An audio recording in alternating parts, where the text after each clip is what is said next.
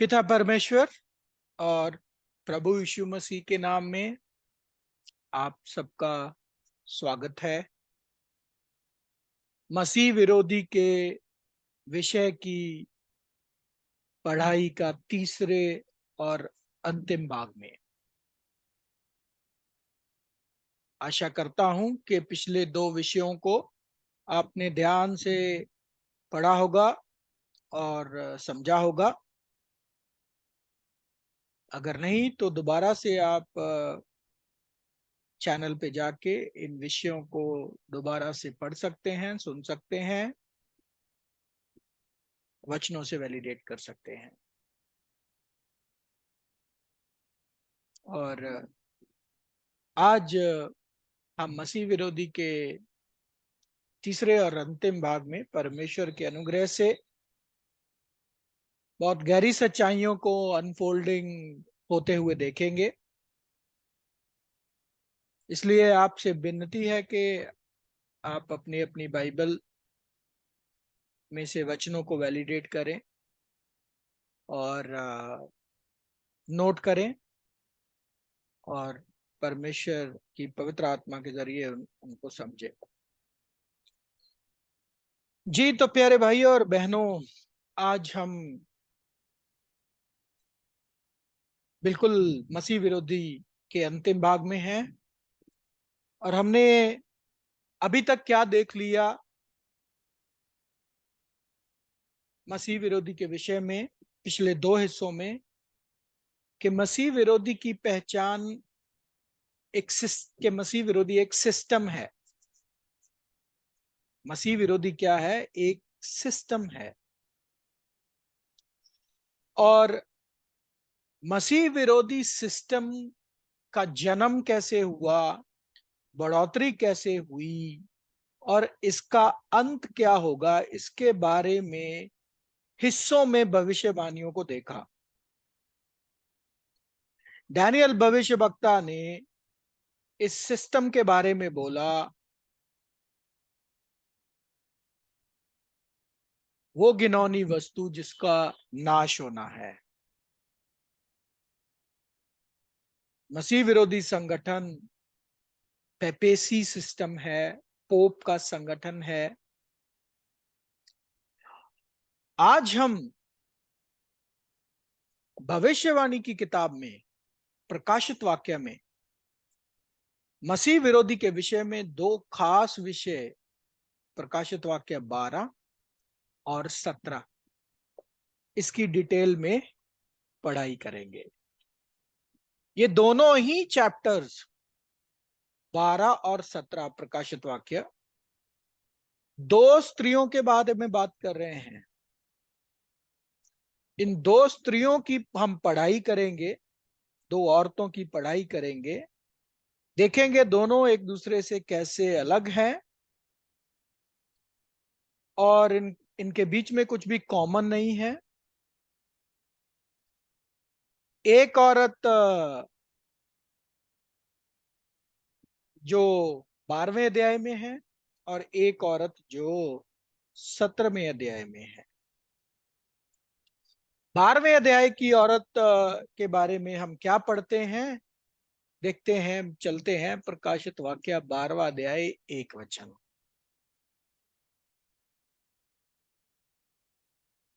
फिर स्वर्ग पर एक बड़ा चिन्ह दिखाई दिया, अर्थात एक स्त्री जो सूर्य ओढ़े हुए थी और चांद उसके पांवों तले था और उसके सिर पर 12 तारों का मुकुट था। जी, तो ये वचन जो है हमने देखा, ये तो साधारण भाषा नहीं है और इसका कुछ हिस्सा, इस वचन का अनुवाद हम पिछली क्लास में कर चुके हैं। ये जान चुके हैं कि ये चिन्हों की भाषा है और चिन्हों का अनुवाद होना बहुत जरूरी है। तो ये चिन्ह जो प्रकाशित वाक्य 12वां अध्याय के इस पहले वचन में दिया गया है औरत के रूप में, तो ये औरत है ट्रू चर्च, असली कलीसिया।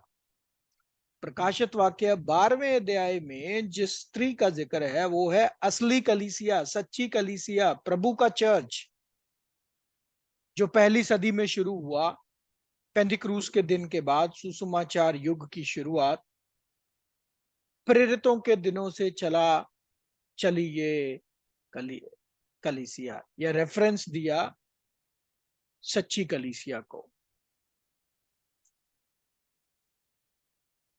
कलीसिया को प्रभु की दुल्हन करके संबोधन किया गया है परमेश्वर के वचनों में, इसलिए इस चिन्ह में जो संबोधन होता है स्त्री, कलीसिया के लिए बिल्कुल सही फिट बैठता है। अब इस स्त्री के पास सूर्य था, मतलब सूर्य आपको पिछली बार समझाया था, नॉलेज ऑफ द गॉस्पेल। सूर्य मतलब एक तेज चमक, रोशनी, गॉस्पेल की नॉलेज, सुसमाचार का ज्ञान। चंद्रमा उसके पांव तले, पांव के नीचे सपोर्ट देने के लिए, खड़े होने के लिए, सपोर्ट देने के लिए पुराना नियम है, व्यवस्था, तो वो है चंद्रमा। हमने पिछली बार देखा पुराना नियम सपोर्ट करता है नए नियम की सारी बातों को, व्यवस्था में दी गए नमूने, भविष्यवाणियां, सब। और 12 तारों का मुकुट उसके सर पे, मतलब कि परमेश्वर की योजना में 12 खास टीचर्स को चुना गया, प्रभु के चेले, जिसको हम बोलते हैं प्रेरित, 12 चेले। इसीलिए हमेशा जब प्रेरित शब्द का इस्तेमाल करते जिक्र हम पिछली क्लासेस में करते आए हैं, इसीलिए आपको हमेशा बोला है कि 12 ही प्रेरित हैं, 13वां है नहीं। आजकल आजकल के मॉडर्न सेवक अपने लिए अपोस्टल शब्द का इस्तेमाल करते हैं, जो उचित नहीं है, क्योंकि परमेश्वर की योजना में प्रभु के द्वारा चुने गए सिर्फ 12 ही वेसल्स थे, 12 ही प्रेरित थे। फिर दूसरे वचन में हमने क्या देखा कि वो स्त्री गर्भवती हुई और चिल्लाती थी क्योंकि प्रसव की पीड़ा उसे लगी थी। तो इसका मतलब क्या है? कलीसिया, सच्ची कलीसिया गर्भवती कैसे हुई? ये भी चिन्हात्मक भाषा है। और गर्भवती होने का मतलब होता है जीवन के अंदर एक और जीवन की शुरुआत, मतलब एक बॉडी के अंदर, एक शरीर के अंदर एक जीवन उत्पन्न हो रहा है। तो इस नमूने को, इस उदाहरण को मसीह विरोधी के रेफरेंस में इस्तेमाल किया गया है कि कलीसिया एक बॉडी है। हम जानते हैं प्रभु की बॉडी है कलीसिया। अब इस बॉडी के अंदर एक और बॉडी फॉर्म होनी शुरू हुई, और उस बॉडी की डेवलपमेंट एक बच्चे के जन्म के समान है। जैसे आपको बताया पिछली बार, 3 स्टेजेस होती हैं एक बच्चा पैदा होने के लिए। स्टेजेस क्या होती हैं? एक स्टेज वो जो मां की कोख में बीज गया, जब वो इनविजिबल है, उसे देखा नहीं जा सकता। ठीक है, तो एक पीरियड होता है, कुछ समय, जब किसी को नहीं पता होता है कि इस बॉडी के अंदर एक जीवन की शुरुआत हो चुकी है। तो यह है पहली स्टेज। दूसरी स्टेज होती है जब बच्चा पैदा तो हो जाता है, दिखाई भी देता है लेकिन शक्तिशाली नहीं है, क्योंकि अभी उसने बड़ा होना है फिर शक्तिशाली बनेगा, खुद की पावर नहीं है। तो ये दूसरी स्टेज है, जब दिख तो रहा है लेकिन पावर नहीं है। तीसरी स्टेज है, दिख भी रहा है और पावर भी है। और ये बात हम पढ़ चुके हैं, दोबारा से पढ़ लो। पहला यूहन्ना दूसरा अध्याय 18 और 19 वचन में कि मसीह विरोधी के विषय में प्रेरित यूहन्ना साफ साफ बोलते हैं कि वे निकले तो हम में से ही हैं। मतलब ये कलीसिया से ही निकले हैं। तो देख लो कितना सुंदर एग्जाम्पल बैठता है कि कलीसिया के अंदर से एक और बॉडी निकली जिसका नाम है मसीह विरोधी। पहले वो कलीसिया में थे लेकिन वो उधर से निकल गए। और इसकी शुरुआत एकदम से तो नहीं हुई। जब निकले वो, अंदर गलत शिक्षा आई होगी, बहुत सारे मन में विचार आए होंगे, पहले कुछ लोग होंगे, फिर एक झुंड बना होगा, फिर जाके ये स्टेप हुआ।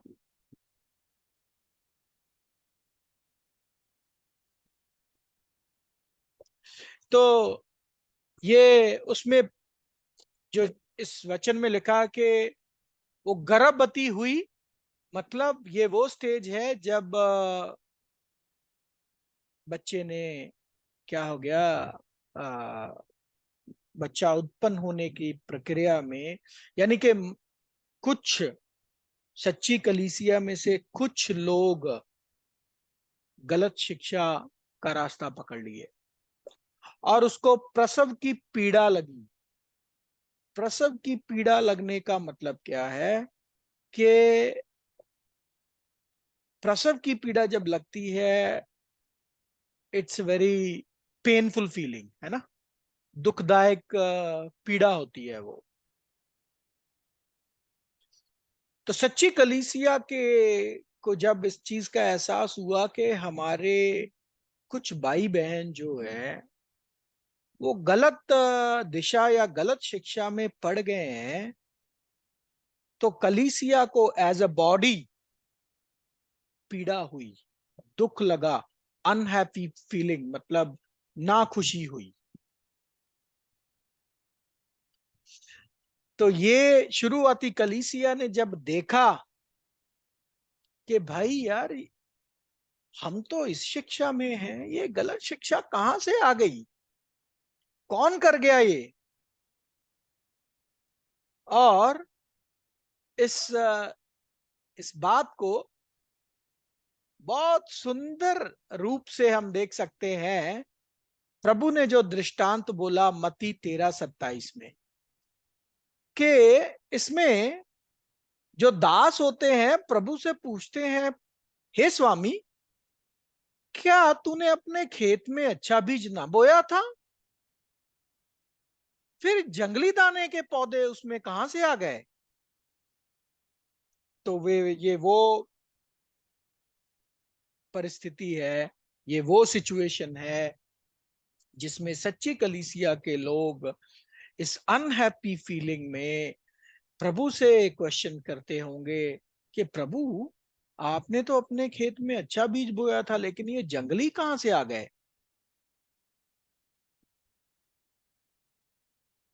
फिर प्रकाशित वाक्य 12:13 में देखते हैं कि एक और चिन्ह दिखाई दिया। एक बड़ा लाल अजगर था जिसके 7 सिर और 10 सींग थे, और उसके सिरों पर 7 राज मुकुट थे। ये भी चिन्ह है, और ये चिन्ह है रोमन एम्पायर का। अगर आपको लेसन नंबर 8 याद हो, आप देखोगे कि रोमन राज्य जो था उसके 10 उंगलियां थी, लेकिन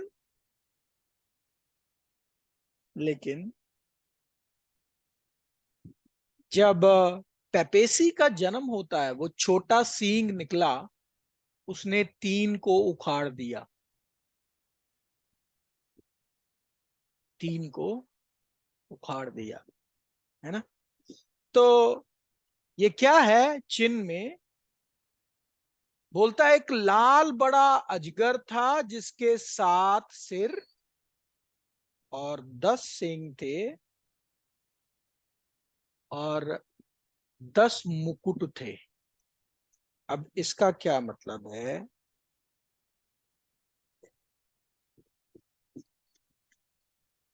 दानियल 7:7 में पहले पढ़ लेते हैं, जो रेफरेंस मैंने आपको दिया। हाँ जी, पढ़िए। फिर इसके बाद मैंने स्वप्न में दृष्टि की और देखा कि एक चौथा जंतु है जो भयंकर और डरावना और बहुत सामर्थी है, और उसके बड़े बड़े लोहे के दांत हैं। वह सब कुछ खा डालता है और चूर चूर करता है, और जो बच जाता है उसे पैरों से रौंदता है।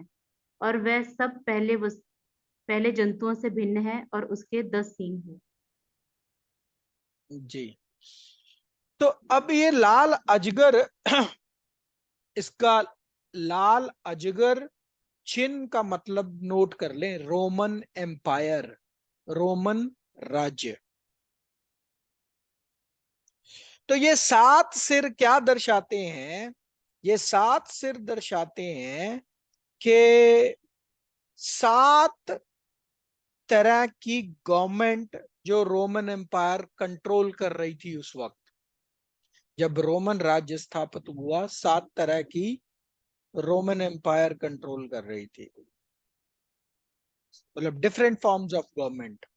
7 डिफरेंट फॉर्म्स ऑफ गवर्नमेंट, मतलब 7 विभिन्न रूप रोमन राज्य की सरकार के।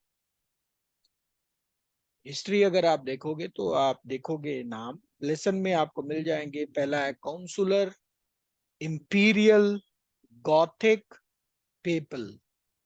पेपल सिस्टम जो है वो 539 ईस्वी में हुआ, गॉथिक 476 ईस्वी में था, इंपीरियल मसीह से पहले 27 में था, कॉन्सुलर 30 में था मसीह से पहले। तो 7 सिर मतलब 7 different type, different forms of government, 7 विभिन्न रूप की सरकारें। ओके। 10 सिंह का क्या मतलब है? इधर बोला ना, उसके 7 सर थे, 10 सिंह। सो ये 10 सिंह मतलब रोमन राज्य के 10 बंटवारे थे, 10 सब डिविजन्स जैसे बोले, 10 वो थे। और क्या देखता हूं कि एक चिन्ह दिखाई दिया, किधर? स्वर्ग में। स्वर्ग में चिन्ह दिखाई देने का मतलब क्या है? कौन से स्वर्ग में? कॉन्टेक्स्ट में चलना है। लाल अजगर जो रोमन अंपायर है, उसका स्वर्ग से क्या लेना देना? तो ये कौन सा स्वर्ग है? एक्चुअली ये स्वर्ग जो है, इसको आप बोल लो रिलीजियस कंट्रोल, धर्मी कंट्रोल, धार्मिक कंट्रोल। तो रोमन एम्पायर को हेवन बोला है, क्योंकि धार्मिक कंट्रोल भी इनके हाथ में आया।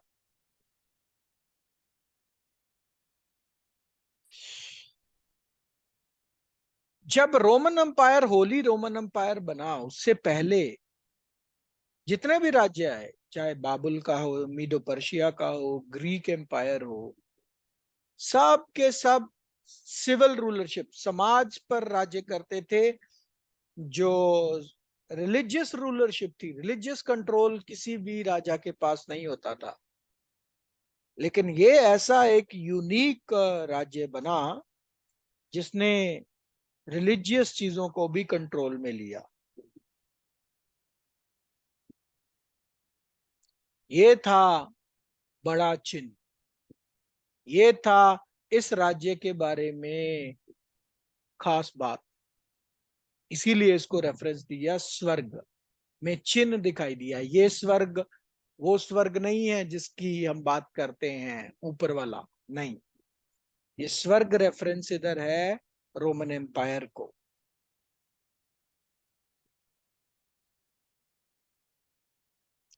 क्योंकि इस एम्पायर के राजा लोग जो होते थे, वो अपने आप को परमेश्वर के नुमाइंदे बोलते थे, और ये बोलते थे कि परमेश्वर ने उनको अधिकार दिया है, अधिकार दिया है, इसीलिए सारी चीजों को वो कंट्रोल करते थे।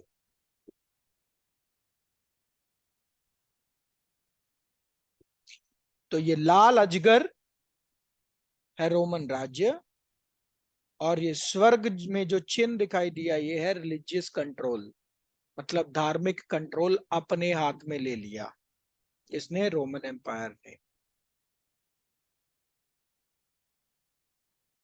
ये जो स्थिति थी धार्मिक बातों की, ये स्थिति पहली जो 3 सदियां थी, 300 ईस्वी तक ऐसी थी।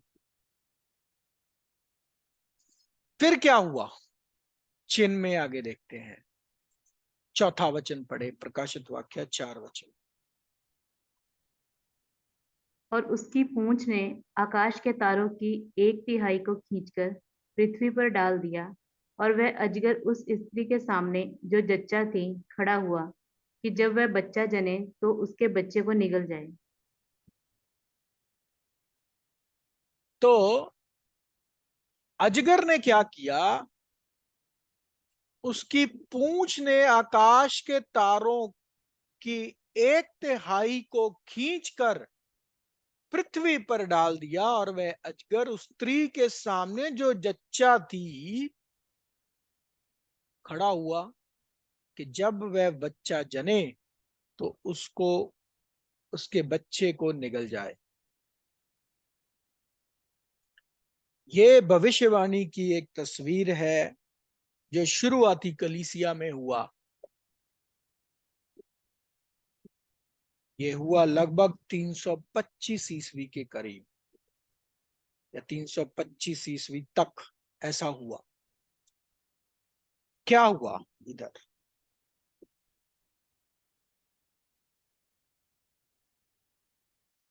पहली बात तो ये वचन जो था, ये जो वचन है, सॉरी, ये वचन जब आप पढ़ते हो तो आप पढ़ते हो आ, उसकी पूंछ ने आकाश के तारों को वो किया। इस वचन के 2 हिस्से हैं एक्चुअली। एक तो इसका पहला हिस्सा, एक है दूसरा हिस्सा। पहली बात आप ये समझो कि ये वचन जो है, इसका जो दूसरा हिस्सा है वो पहले है, और जो पहला हिस्सा है वो दूसरे मतलब बाद में है। ये भी परमेश्वर का एक तरीका है सच्चाई को लॉक करने का। हमें परमेश्वर के वचन को ऑर्डर में पढ़ना है। तो पहली बात इस वचन के बारे में आप नोट करो कि ये वचन उल्टा पुल्टा है। जो पीछे है, पिछला हिस्सा पहला है और पहला हिस्सा बाद में है। अब और वह अजगर उस स्त्री के सामने जो जच्चा की थी, ये पहले पढ़े और बाद में उसका दूसरा हिस्सा पढ़े। हाँ जी,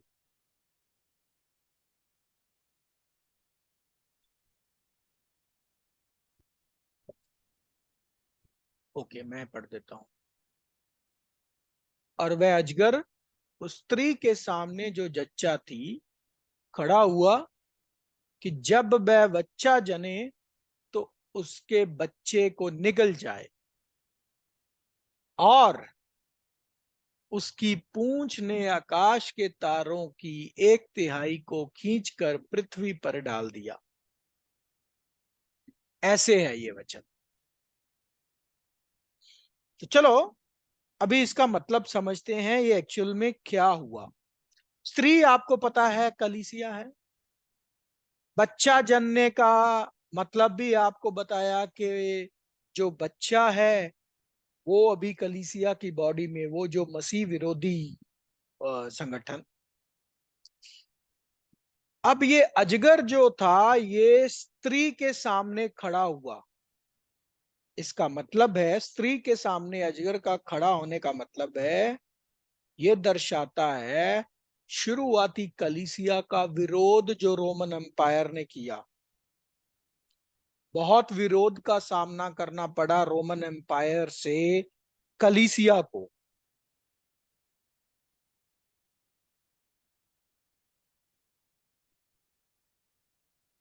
और इसका रेफरेंस प्रकाशित वाक्य 2 अध्याय 10 वचन में पढ़ लें।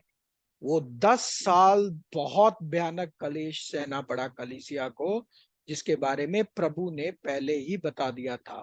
पढ़िए प्रकाशित वाक्य 2 अध्याय 10 वचन। जो दुख तुझको झेलने होंगे उनसे मत डर, क्योंकि शैतान तुम में से कुछ को जेल खाने में डालने पर है, ताकि तुम परखे जाओ और तुम्हें 10 दिन तक क्लेश उठाना पड़े। और तुम्हें 10 दिन तक क्लेश उठाना होगा। प्राण देने तक विश्वास योग्य रह, तो मैं तुझे जीवन का मुकुट दूंगा। जी, तो ये जो प्रभु ने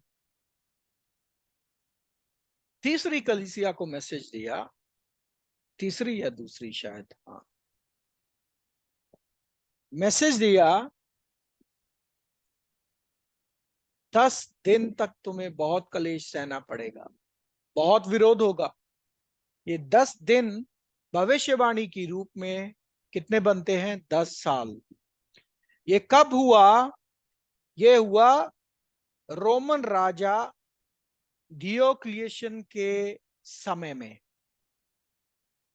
303 ईस्वी से लेके 313 ईस्वी तक बहुत भयानक विरोध का सामना करना पड़ा, जिसका रेफरेंस आप 2:10 में देख रहे हो, प्रकाशित वाक्य 2:10 में। और उसका नाम था रोमन एम्परर जो था, राजा था डियोक्लियन। अभी अगर आप इसको इतिहास में देखें, इसको बोलते हैं डियोक्लियांटिक परसिक्यूशन।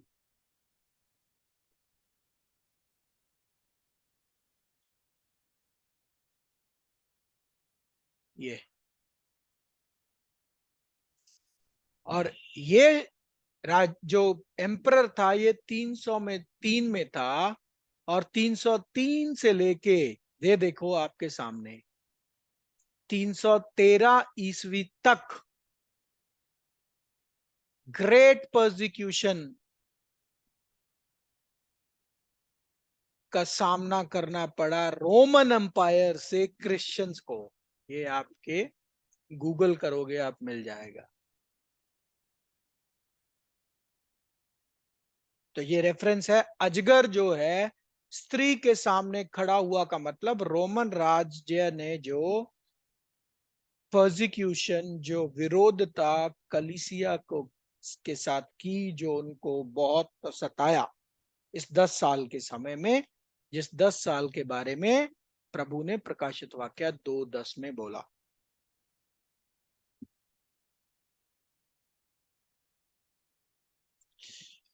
अब जब इसका अंत हुआ, आप देखो 313 में डियोक्लियन का अंत हुआ। इसके बाद अगला जो एम्परर आया, राजा आया,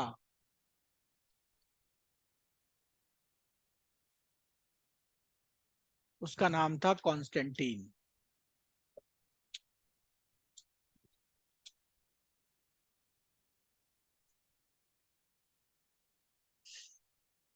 तो उसका नाम था कॉन्स्टेंटीन। इधर नहीं दिख रहा है।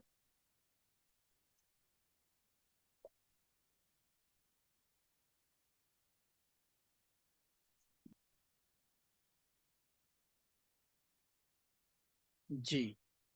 तो कॉन्स्टेंटीन जो था, ये डियोक्लिशियन के बाद आया और 337 में इसकी डेथ हुई। तो जब ये आया कॉन्स्टेंटीन, इसने क्या किया? इसने क्या किया जानने के लिए पहले अब वचन में जाएंगे कि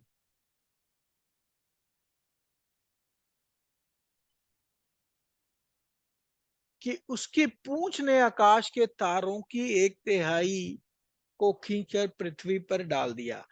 अब जब ये 313 ईस्वी के बाद कॉन्स्टेंटीन आया, ये थोड़ा डिफरेंट राजा था।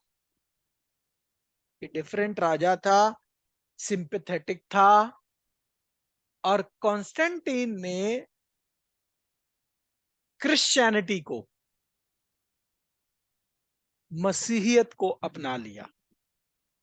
मतलब मसीह बन गया। क्या बन गया? मसीह बन गया। रोमन राजा जो था वो क्रिश्चियन बन गया, और वो नाम था कॉन्स्टेंटीन।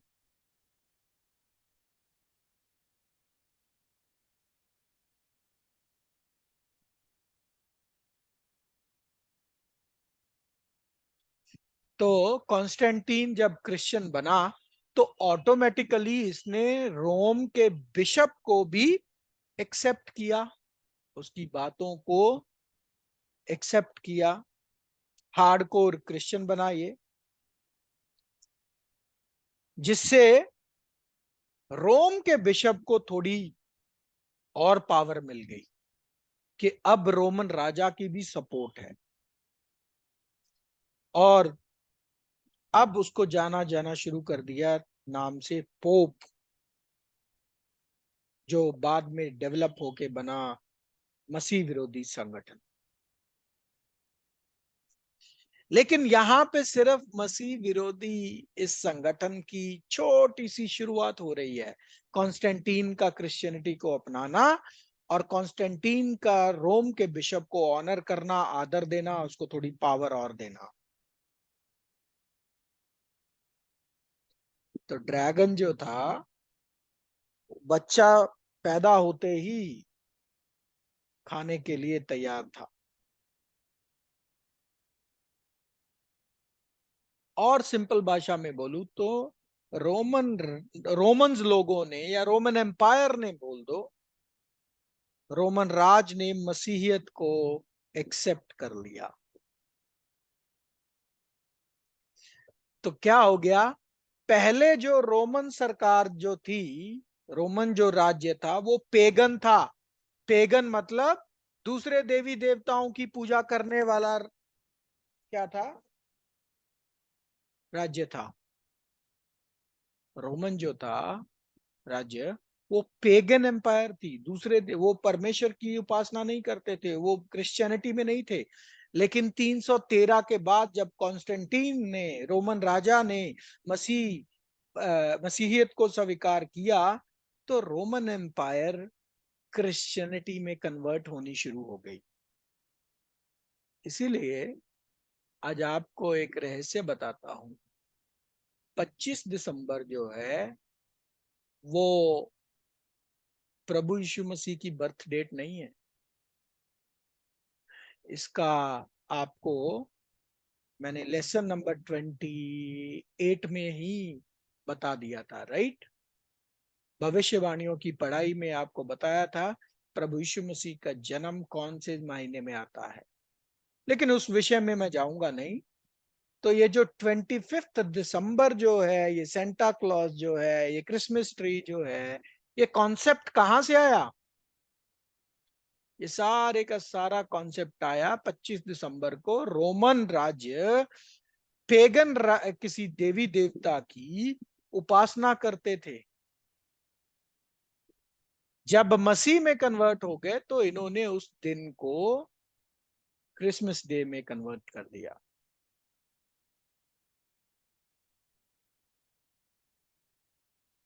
तो ये थोड़ा हिस्ट्री है, इसको हमें समझना है। अब जब कॉन्स्टेंटीन ने मसीहियत को स्वीकार किया तो बोला उसकी पूंछ ने आकाश के तारों को की 1/3 को खींचकर पृथ्वी पर डाल दिया। पूंछ का मतलब क्या होता है? पूंछ क्या होती है? पूंछ होती है बॉडी का अंतिम हिस्सा। बॉडी का अंतिम हिस्सा।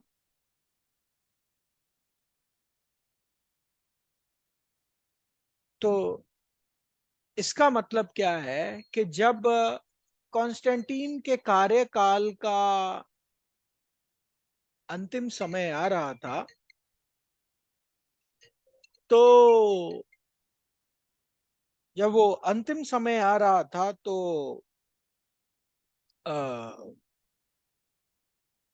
इसने एक सेमिनार रखा। सेमिनार, क्या सेमिनार रखा?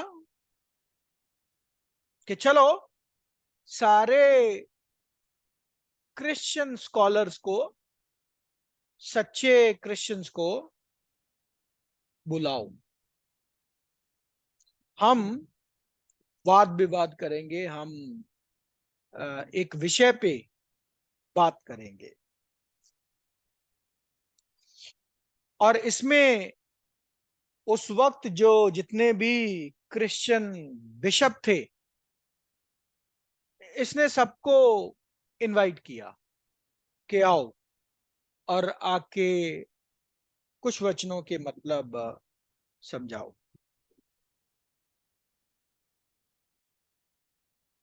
तो इसलिए बिशप्स को इधर बोला है आकाश के तारे।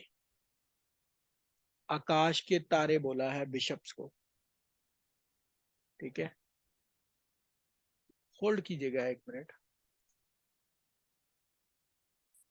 जी, तो ये आकाश के जो तारे हैं, आकाश के तारे रेफरेंस है बिशप्स को। मतलब जो रिलीजियसली स्कॉलर्स थे, जो कलीसियाओं को जो चलाते थे। ठीक है, तो इसलिए इनको रेफरेंस दिया स्टार्स ऑफ हेवन, स्पिरिचुअल चीजों में सक्षम।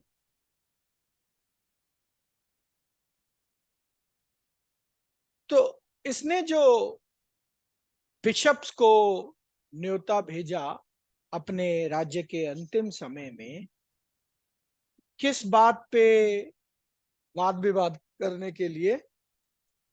बोलता मुझे इस वचन का मतलब समझाओ। और इसका नाम है, जो सेमिनार रखा, इस सेमिनार का नाम था the council of Nicaea. The council of Nicaea. अगर आप इसको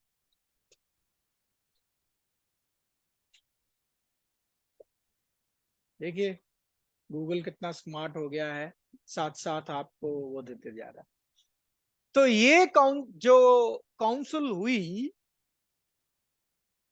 ये देखिए, the first council of Nicaea was a council of Christian bishops converted in Bithynian city of Nicaea by the Roman Emperor Constantine I in AD 325। 325 में ये होती है conference. और किस विषय पे होती है? जो थीम था इस कॉन्फ्रेंस का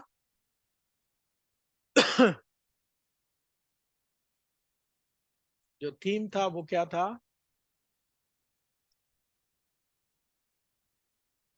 यूहन्ना 10:30, मैं और मेरा पिता एक है।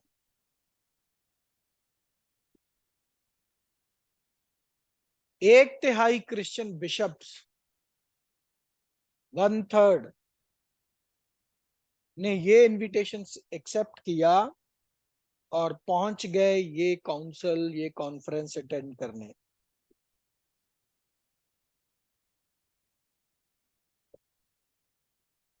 और वो इसके आर्ग्यूमेंट से कन्विंस हो गए।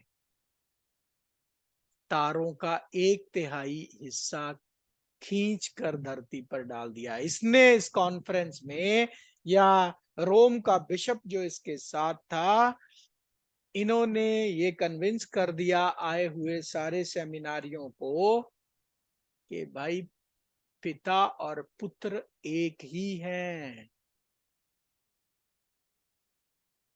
ये था बहुत बड़ा झूठ और बहुत बड़ी गलत शिक्षा कि यीशु मसीह ही पिता है और पिता ही यीशु मसीह है। और उन तारों को पूंछ घुमाकर पृथ्वी पर डाल दिया कि अपने राज्य के अंतिम हिस्से में इस सेमिनार के जरिए बहुत सारे एक तिहाई क्रिश्चियन बिशप्स को उनके विश्वास से गिरा दिया और नीचे फेंक दिया। मतलब अति पवित्र विश्वास से वो गिर गए। फिर क्या हुआ? प्रकाशित वाक्य 12:5। और वह बेटा जनी जो लोहे का राजदंड लिए हुए सब जातियों पर राज्य करने पर था, और उसका बच्चा परमेश्वर के पास और उसके सिंहासन के पास उठाकर पहुंचा दिया गया। तो ये वचन प्यारे भाइयों और बहनों बताता है कि इसके बाद, ये होने के बाद कैसे पेपल रोम जो था उसकी ट्रांसफॉर्मेशन हुई, बढ़ोतरी हुई, और कैसे वो मसीह विरोधी संगठन बन के स्थापित हो गया। तो उसने क्या किया? वह बेटा जनी जो लोहे का राजदंड लिए हुए सब जातियों पर राज करने पर था, और उसका बच्चा परमेश्वर के पास और उसके सिंहासन के पास उठाकर पहुंचा दिया गया। तो ये पुरुष, द मैन ऑफ सिन, जिसका रेफरेंस है थिस्सलुनीकियों में दिया, अधर्मी पुरुष रॉड के साथ, लोहे की रॉड के साथ पृथ्वी पर राज्य दंड करेगा। किसके साथ? लोहे का राजदंड लिए हुए। लोहे का राजदंड का मतलब क्या है? ये दर्शाती है वो परिस्थिति जो डार्क एजेस जिसे बोलते हैं। पेपल रोम जब ये बन गया, इसके बाद शुरू हुआ अंधेरे युगों का समय, जिसमें सत्य दब गया। तो ये अंधेरे युगों के समय में इसने पूरी पृथ्वी पर राज्य किया। ये था पेपेसी का, पोप संगठन का राज्य। और ऐसा कि इसको इतना ऊंचा किया गया, परमेश्वर के पास पहुंच गया। मतलब इसने अपनी महिमा इतनी की, या इसको इतना ऊंचा किया गया इस पोप संगठन के इस राज्य को, कि इसने टाइटल क्लेम करने शुरू कर दिए। परमेश्वर के टाइटल क्लेम करने शुरू कर दिए।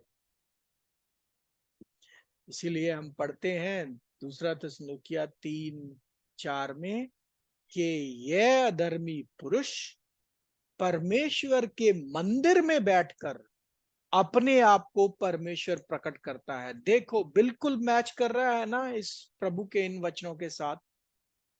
याद रखिए, प्रकाशित वाक्य प्रभु के द्वारा प्रकट की गई बातें हैं। तो ये बच्चा, ये अधर्मी पुरुष परमेश्वर के साथ अपनी तुलना करना शुरू कर दिया, पवित्र स्थान में बैठना शुरू कर दिया इसने।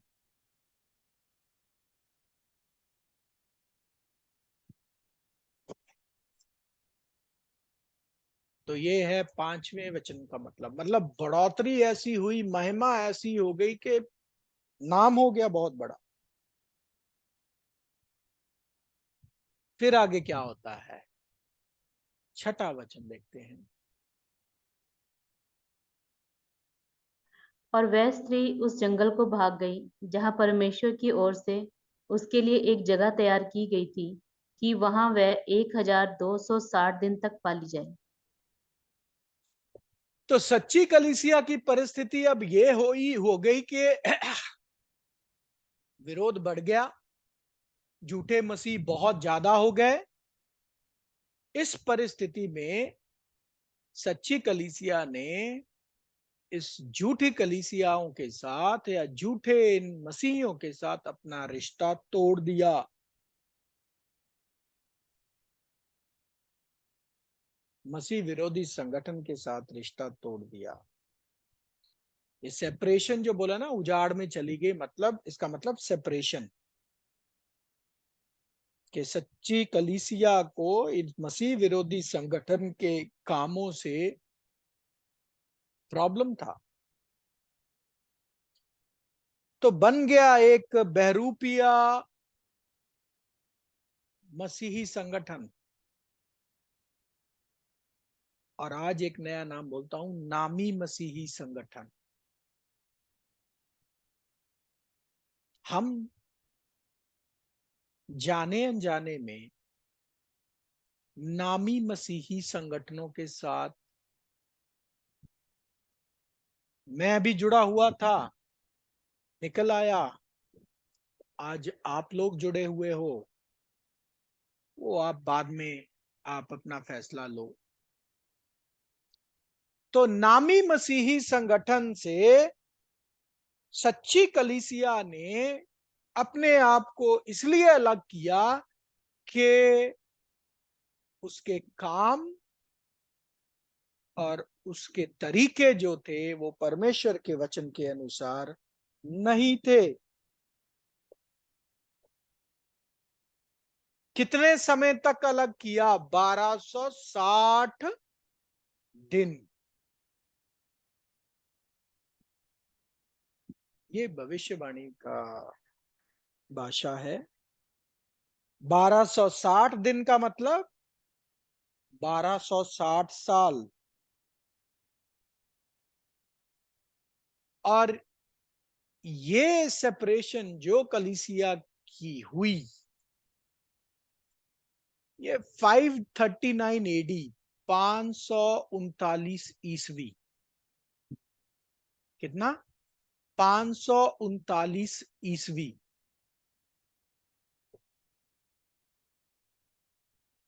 539 ईस्वी में आप अगर 1260 जोड़ दें, तो जरा मुझे चैट पे लिख के भेजिए कितना बनता है।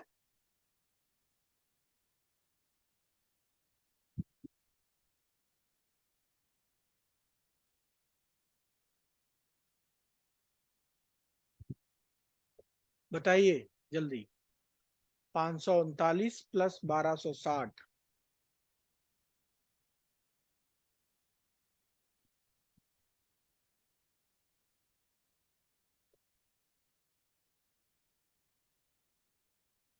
आप लोगों को क्या बोलूं?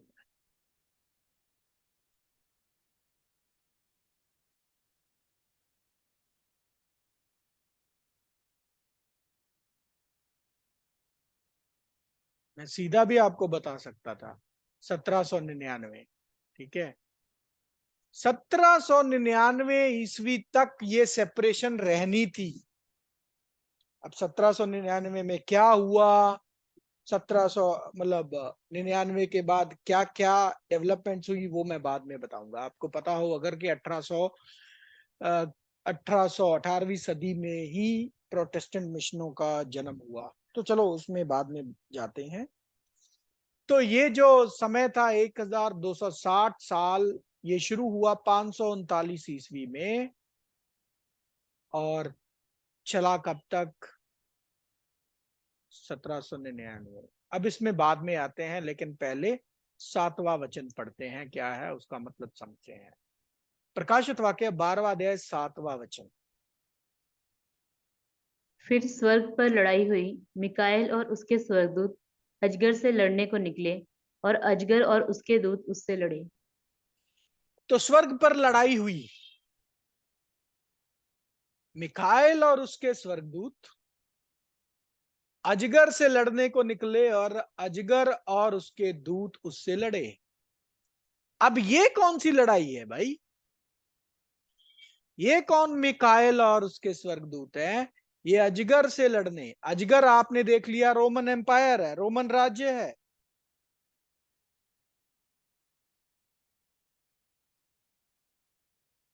अब ये याद रखें कि ये लड़ाई जो है ये स्वर्ग में है, ये धार्मिक लड़ाई है। कौन सी लड़ाई है? धार्मिक लड़ाई।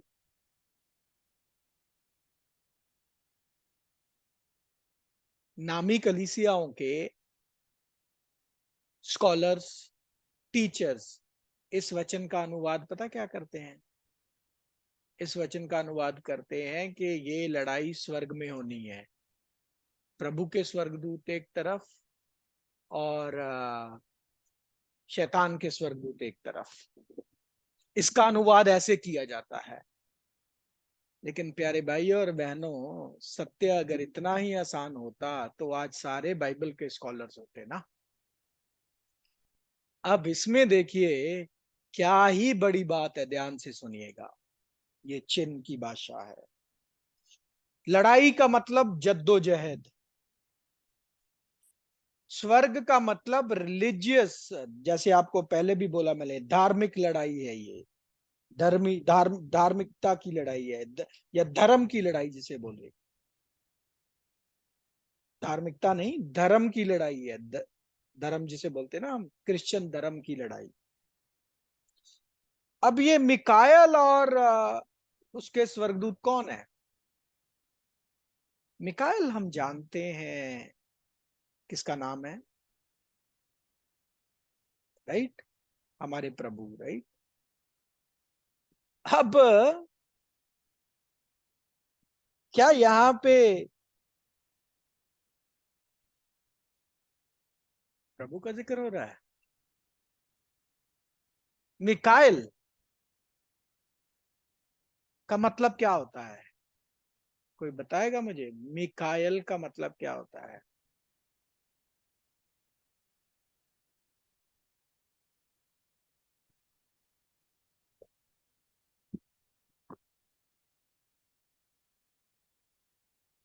मिकायल शब्द का मतलब क्या होता है?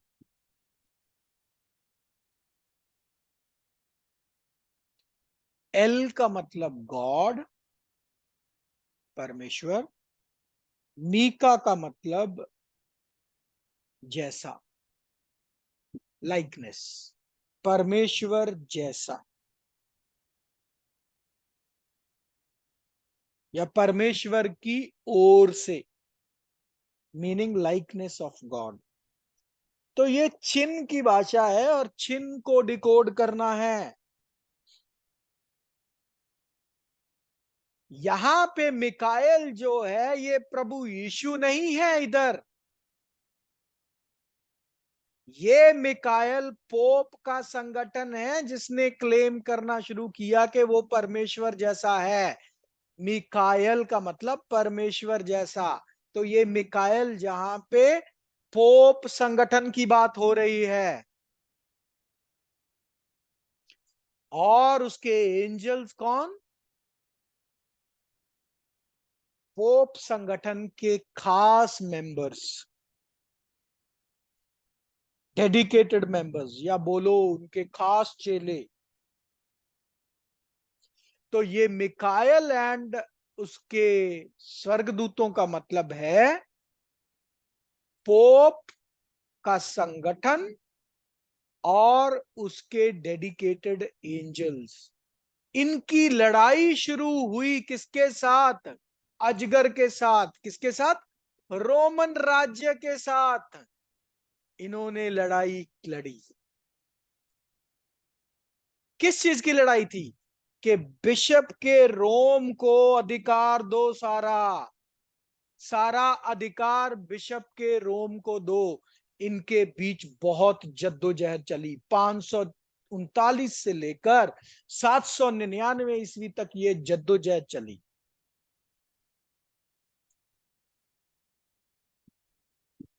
लंबी थी ये जद्दोजहद। पढ़ लो 8 और 9 वचन में। परंतु प्रबल न हुए और स्वर्ग में उनके लिए फिर जगह न रही। और वह बड़ा अजगर अर्थात वही पुराना सांप जो शैतान कहलाता है और सारे संसार का भरमाने वाला है, पृथ्वी पर गिरा दिया गया और उसके दूत उसके साथ गिरा दिए गए। जी तो माफ कीजिएगा, मैंने आपको डेट्स थोड़ी गलत बताई। ये जद्दोजहद शुरू हुई कॉन्स्टेंटीन के बाद 325 ईस्वी से लेके वो जो कॉन्फ्रेंस काउंसिल निकोया के बाद जद्दोजहद चली। किसकी? रोम के बिशप की इन कोलैबोरेशन विद कॉन्स्टेंटीन। और 539 ईस्वी तक चली, चलती रही। और एक समय रोम के बिशप को मिल गया रोमन पेगन रोमन राज्य से अधिकार, रिलीजियस कंट्रोल मिल गया पूरा। तो फिर ये देखिए क्या हुआ। वो जो बड़ा जिगर था अर्थात पुराना सांप जो शैतान कहलाता है और सारे संसार को बरमाने वाला है, पृथ्वी पर गिरा दिया गया। उसके साथ उसके दूत भी गिरा दिए गए। तो अजगर आपको बताया रेफरेंस है रोमन एम्पायर को। अभी ये जो चिन्ह है ये बदल गया। किसमें क्या रेफरेंस मिल गया? डेवल और शैतान। अब डेवल और शैतान इसको क्यों बोला? क्योंकि रोमन राज्य जो था उसके काम ही शैतानी थे। सो इसलिए इसको रेफरेंस दिया शैतान का। क्वालिटीज थी उसमें शैतान की।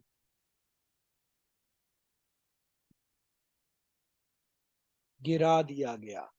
कहा? पृथ्वी पर। पृथ्वी पर गिरा दिए जाने का मतलब क्या है? कि जो उसके पास सीट थी उससे उठा के उसको नीचे बिठा दिया गया, मतलब उससे कंट्रोल छीन लिया गया।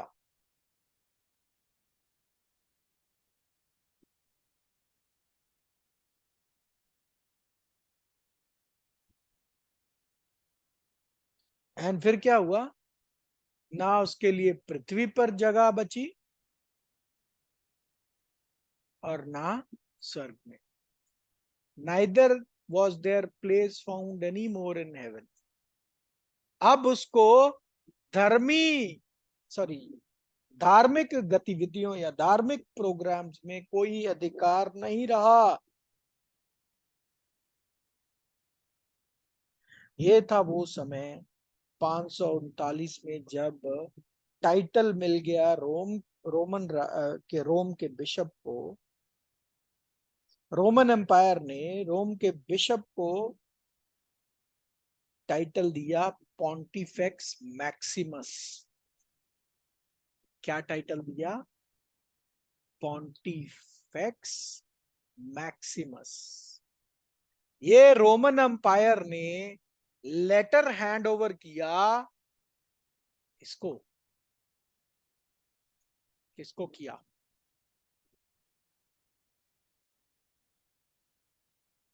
बिशप के रोम को, जिसका मतलब था जिसका मतलब था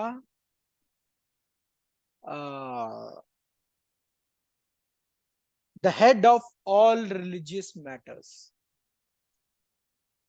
the head of all religious matters.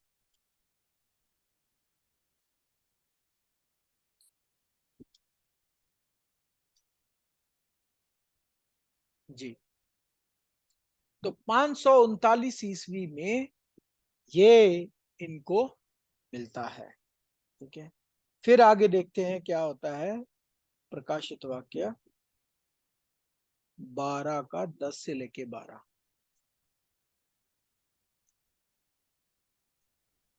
फिर मैंने स्वर्ग पर से ये बड़ा शब्द आते हुए सुना, अब हमारे परमेश्वर का उद्धार, सामर्थ, राज्य और उसके मसीह का अधिकार प्रकट हुआ है, क्योंकि हमारे भाइयों पर दोष लगाने वाला, जो रात दिन हमारे परमेश्वर के सामने उन पर दोष लगाया करता था, गिरा दिया गया।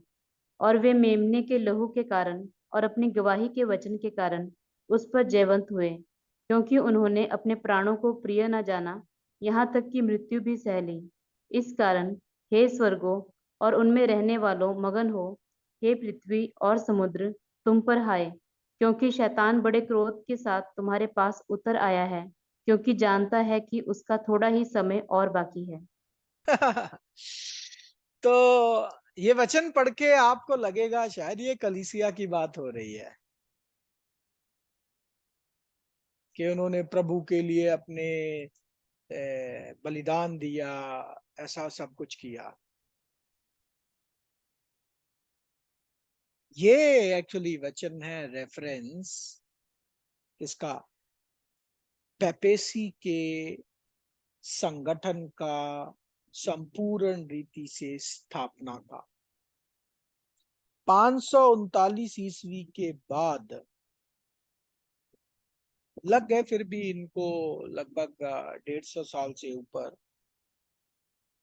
पूरी तरह पावर में आकर 799 ईस्वी में न्यू एस्टेब्लिशमेंट हुई रोमन एम्पायर की। नाम चेंज हुआ, जिसका नाम था द होली रोमन एम्पायर। और जब इन्होंने ये नाम दिया द होली रोमन एम्पायर, बहुत बड़े क्लेम किए इन्होंने। क्या क्लेम किए रोम के बिशप ने?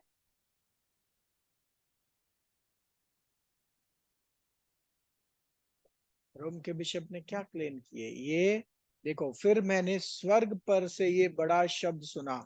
स्वर्ग मैंने अभी आपको बताया रिलीजियस सिस्टम, धार्मिक संगठन। कौन सा धार्मिक संगठन? पोप का धार्मिक संगठन ने क्या बोला, क्या क्लेम किया? क्या क्लेम किया? अब हमारे परमेश्वर का उद्धार, सामर्थ, राज्य और उसके मसीह का अधिकार प्रकट हुआ है। तो इन्होंने ये क्लेम किया उद्धारता और पावर। रोम हो पवित्र रोमन राज्य के बिशप के पास है, उसको ये अधिकार मिल गया है। Pontifex Maximus, the head of all things. और क्या बोला?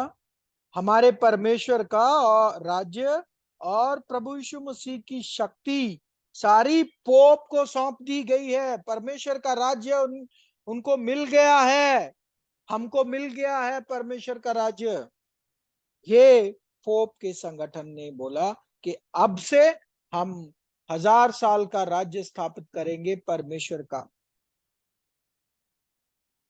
वो राज्य जिसका जिक्र प्रकाशित वाक्य 20:4 में बोला है कि कलीसिया प्रभु यीशु मसीह के साथ राज्य करेगी। ये क्लेम पोप संगठन ने करना शुरू कर दिया 799 ईस्वी में, जब एस्टेब्लिशमेंट का नाम रोमन राज्य से बदलकर पवित्र रोमन राज्य किया, द होली रोमन एम्पायर। और ये इन्होंने चलाया 1799 ईस्वी तक। अभी देखो लिंक कैसे मिल रहे हैं। 1260 दिन कहां जाके खत्म हुए? 1799। 799 में शुरू होता है द होली रोमन एम्पायर, और 1000 ईयर उधर से जाके चलता है 1799।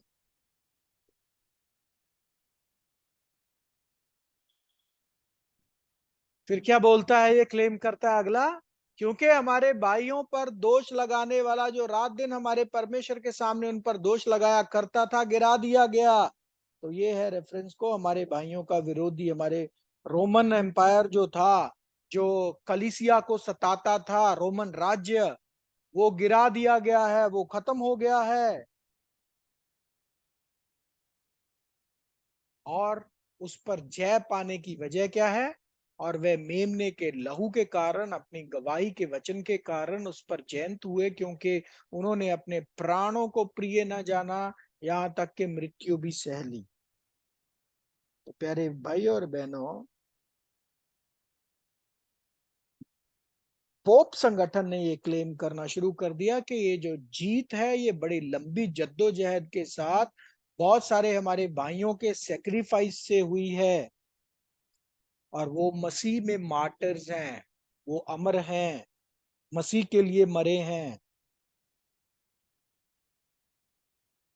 इसीलिए अगर आपको पता हो, रोमन कैथोलिक चर्च में बहुत सारे सेंट्स का जिक्र आता है। Saint Joseph, Saint Anthony, saint ये, सेंट वो। तो ये सारे सेंट जो जिनका ये नाम लेते हैं ना कहीं उनका कंट्रीब्यूशन है इस लड़ाई में। जो जद्दोजहद चली ना 325 ईस्वी से लेके 799 ईस्वी तक, जो मरे रोमन कैथोलिक रोम के बिशप के कहने पर, पोप संगठन के उस पे, उसके लिए, उसको स्थापित करने के लिए जो वॉरियर बन के लड़े, उन सब को सेंट्स के नाम से संबोधित किया रोमन कैथोलिक कलीसिया ने। और आज आप अलग अलग सेंट्स देखते हो। तो इसलिए फिर क्या बोलते हैं, इसलिए आओ आनंद करो, मगन हो जाओ, पृथ्वी और समुन्दर तुम पर हाय, क्योंकि शैतान बड़े क्रोध के साथ तुम्हारे पास उतर आया है, क्योंकि जानता है कि उसका थोड़ा ही समय और बाकी है। हे स्वर्गो और उनमें रहने वालों, मगन हो। तो मतलब कहने का कि अभी सामर्थ हमें मिल गया है, हमारे कंट्रोल में है, स्पिरिचुअल कंट्रोल हमारे में हाथ में है। आनंद करो, आनंद करो। और इस संगठन में रहने वालों आनंद करो। इस संगठन में रहने वाले मतलब पोप संगठन, हेवन है वो जो स्पिरिचुअल संगठन, और उसकी हायरार्की, उसमें रहने वाले, उसकी हायरार्की क्या थी? वो सारे टाइटल जिनका बाइबल में जिक्र ही नहीं है, cardinals, archbishops, bishops, priest, nuns. Bishop तो है लेकिन कार्डिनल्स नहीं है, नन्स नहीं है। और बाकियों पर हाय बोलता है, जो हमें स्वीकार नहीं करते उन पर हाय, क्योंकि शैतान उन पर बड़ा हावी हुआ पड़ा है। शैतान का समय थोड़ा है, लेकिन तुम जो हमारे साथ हो, जो हमें वो करते हो, मगन हो जाओ, इस राज के अधीन हो जाओ। तो हाय उन पर, इस पर, पृथ्वी पर, समंदर पर। पृथ्वी का मतलब है civilise organised society, civilian nation जो उस वक्त थे। समंदर का मतलब वो राज्य जो धार्मिक नहीं थे, अनसिविलाइज्ड थे, जहां पे मसीह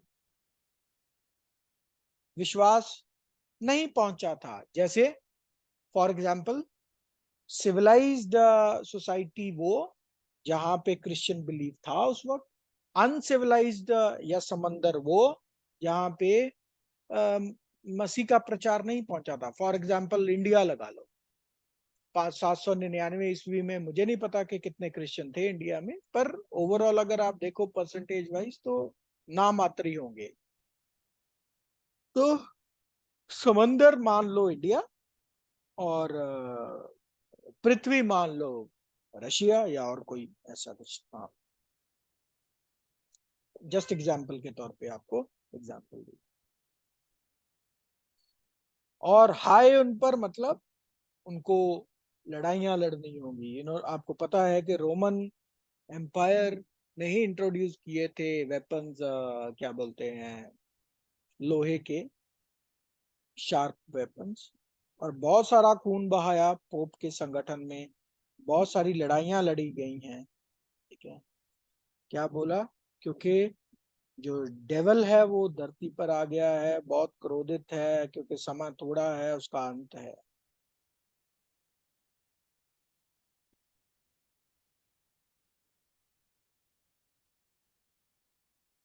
जी। तो क्योंकि शैतान बड़े क्रोध के साथ उतर आया है, क्योंकि जानता है कि उसका समय थोड़ा और बाकी है।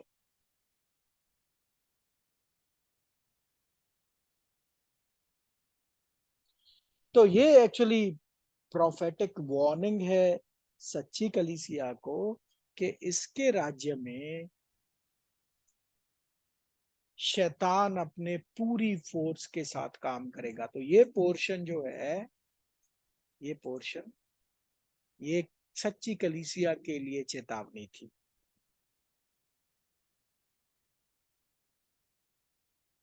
फिर 13वें वचन में पढ़ते हैं हम, क्या होता है आगे।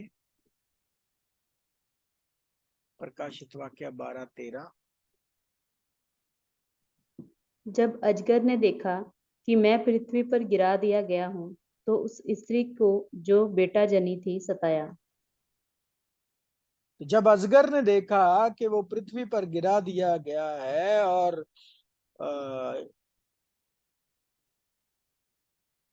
जिस स्त्री का उसने विरोध किया उसने ये बच्चा जना। तो ये है अजगर। मैंने बोला सिविल पावर्स, रोमन एम्पायर उस वक्त जो थी सिविल पावर, उसके हाथ में से धर्मी कंट्रोल, जो स्पिरिचुअल कंट्रोल था, वो खत्म हुआ। और पेपेसी के संगठन ने, पोप संगठन ने क्राफ्टिकली, चालाकी से उसको यूज करना शुरू किया।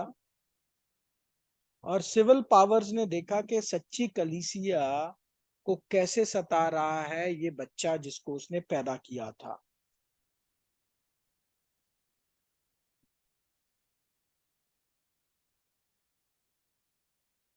तो इसी समय के दौरान खास करके सिविल रूलर्स, मतलब यूरोप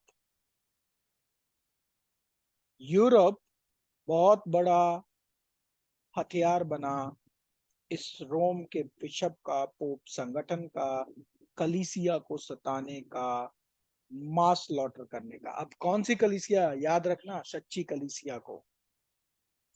सच्ची कलीसिया हमेशा ही कम रही है और उसको बहुत विरोध और दुखों का सामना करना पड़ा है। और उसके बाद ये 14वां वचन पढ़ते हैं, क्या होता है? 14, 15, 16, 17, आई थिंक इधर ही रुकते हैं आज। इतना ही देखिए आपके लिए ज्यादा होगा। अगले हफ्ते पूरा फिर बाकी हिस्सा भी कर लेंगे। तो प्यारे भाइयों और बहनों, इधर ही स्टॉप करेंगे, क्योंकि आई फील आप लोगों के लिए बहुत ज्यादा डोज ना हो जाए। तो हम 12, 13 से या 14 से अगले हफ्ते दोबारा जिधर छोड़ा है उधर से ही शुरू करेंगे। तब तक परमेश्वर ही आप सब लोगों की अगुवाई करे। ध्यान से पढ़िए, बहुत धीरे धीरे मैंने एक एक वचन को लेके, एक एक पॉइंट को लेके एक्सप्लेन करने की कोशिश की है। लेकिन अगर फिर भी आपको कहीं समझ नहीं आया हो तो आप मैसेज कर सकते हैं, फोन के जरिए हम बात करके उसको क्लैरिफाई कर सकते हैं। तो अभी के लिए इतना ही प्यारे भाई और बहनों। अगले हफ्ते दोबारा आगे के हिस्से की पढ़ाई की इसी अध्याय के साथ मिलेंगे। तब तक परमेश्वर आप सबकी अगुवाई करे। Thank you and Lord bless.